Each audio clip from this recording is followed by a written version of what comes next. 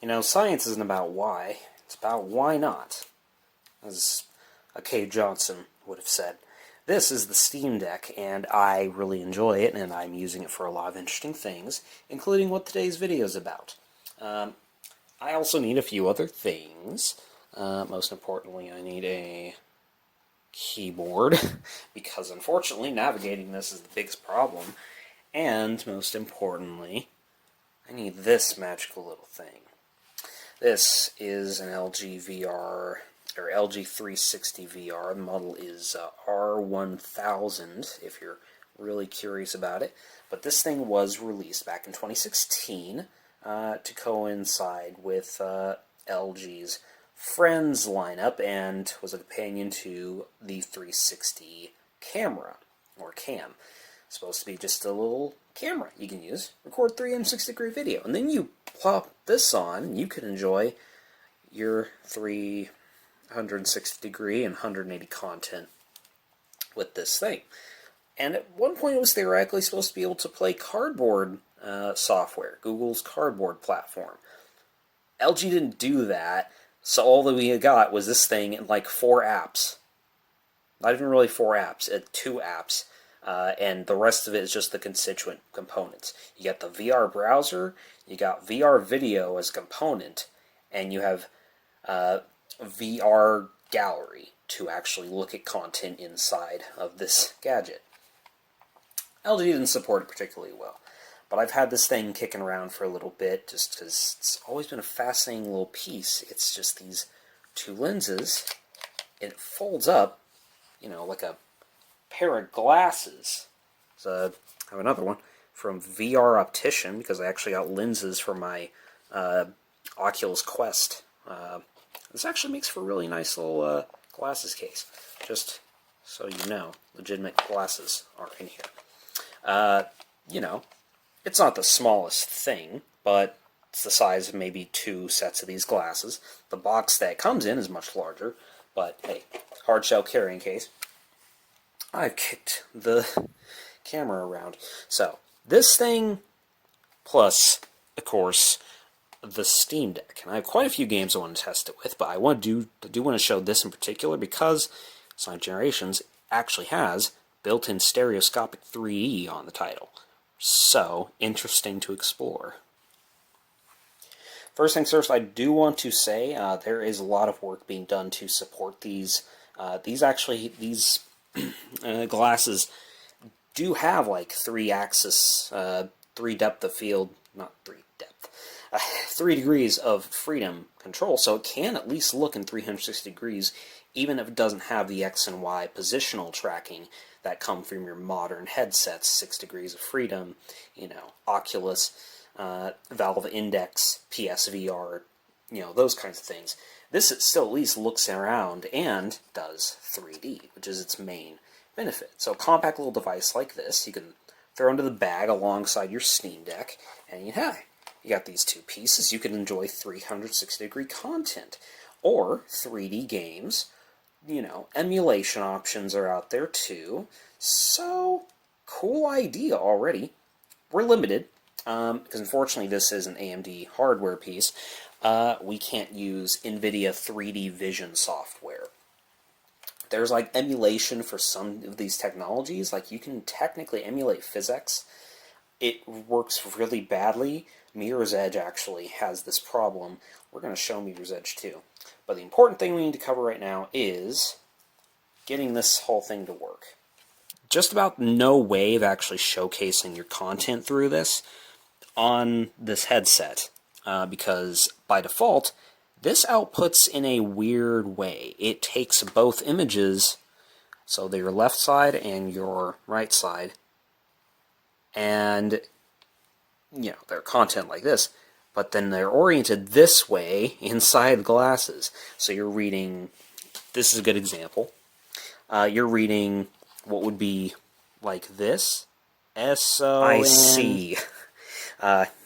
You know, weird visual gag, but yeah, you look at it from that perspective and it suddenly is very wrong. We can actually just plug it right in. It's all USB-C. So we're going to take it, jack it into the top here, and it's just gonna flash around.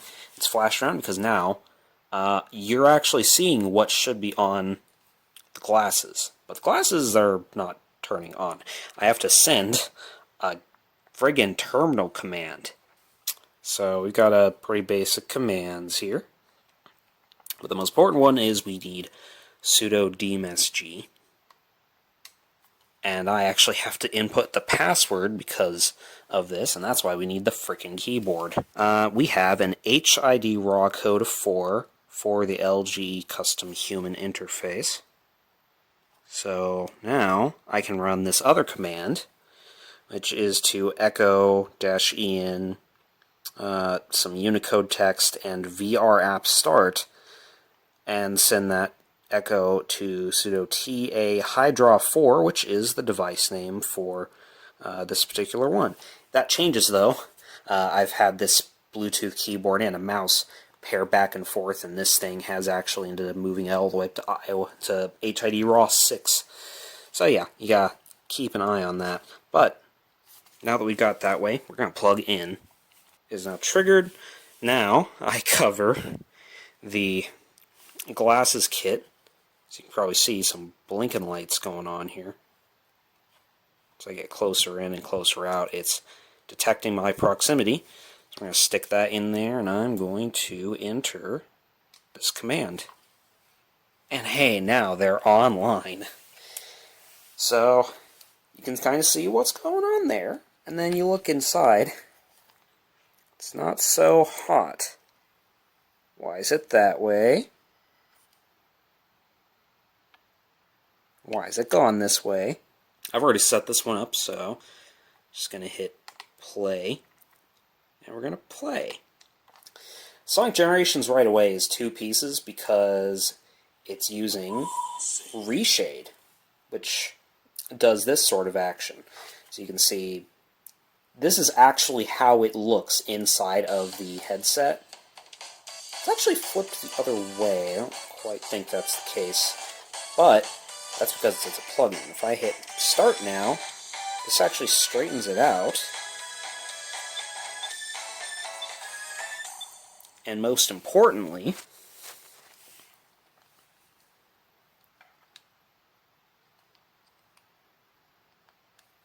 I've been lied to. Couldn't for the life of me tell you why it did that. Okay, we're launching it again now. We'll let you see it how it currently looks. Oh my god. I didn't intend on it, but my freaking tripod battery failed on me. But you can see Sonic Generations doesn't look so great until I navigate with this thing. And suddenly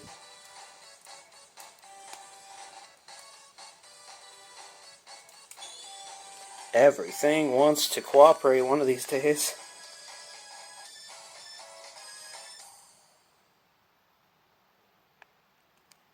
It actually looks pretty good. And it looks that way on both sides, which is the most important part.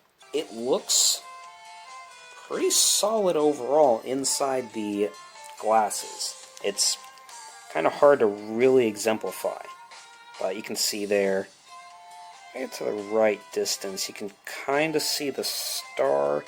It's hard to line it up, but you can see it is, that's the thing, it's 3D. I don't have 3D anything other than like 3DS. God, took way too long.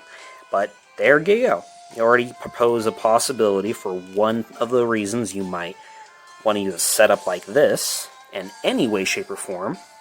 This method is very tedious, and the time needs to be put in to create a kind of user experience tool that will be able to communicate with this, identify it, match it up, and then set up the rest of the software. We're currently limited by the capabilities of the device. All of these games are actually having to be run with Reshade on top of them, which is already a pain in the ass to use before you factor in that you're using it on Linux. That's one of the consequences of the Steam Deck, is Linux adds several more layers on top of a confusing pile just to get some weird gimmick gadget working. But, I mean, it works.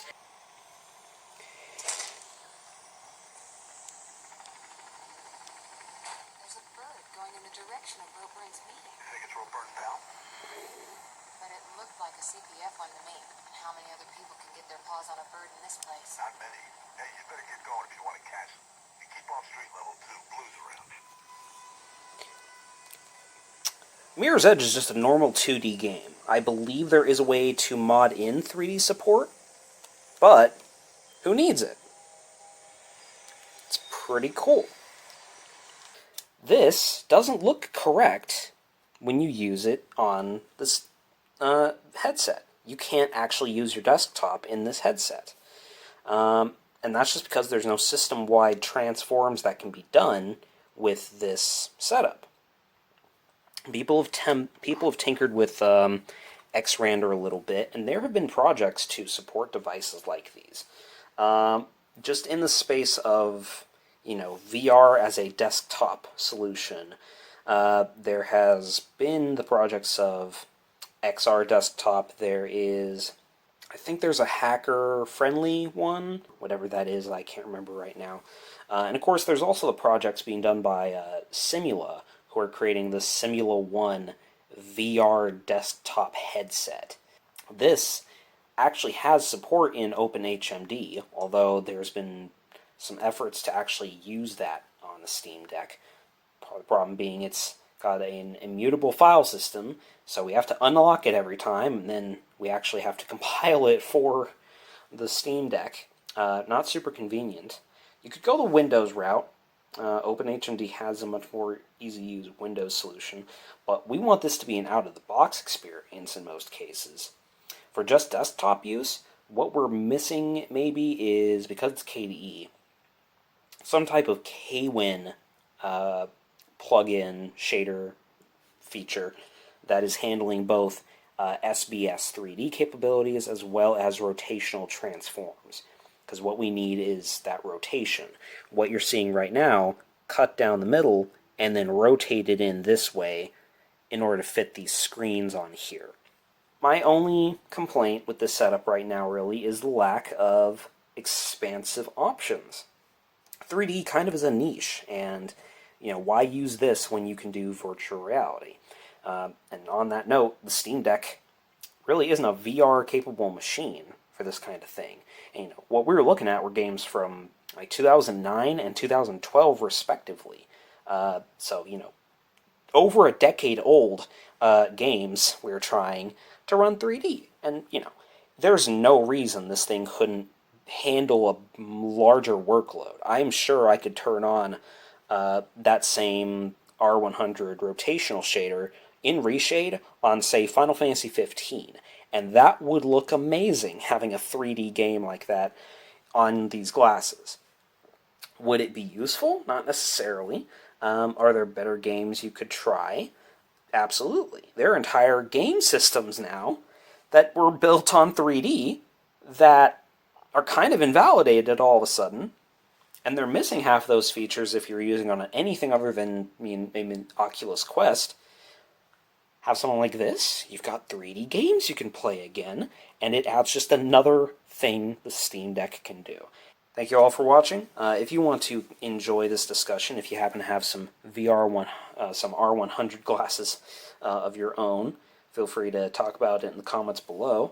And if you want to try some of this stuff, we have a Reddit post in the description as well to the discussion I'm actually having about getting this headset, OpenHMD, and other things like that working with the Steam Deck.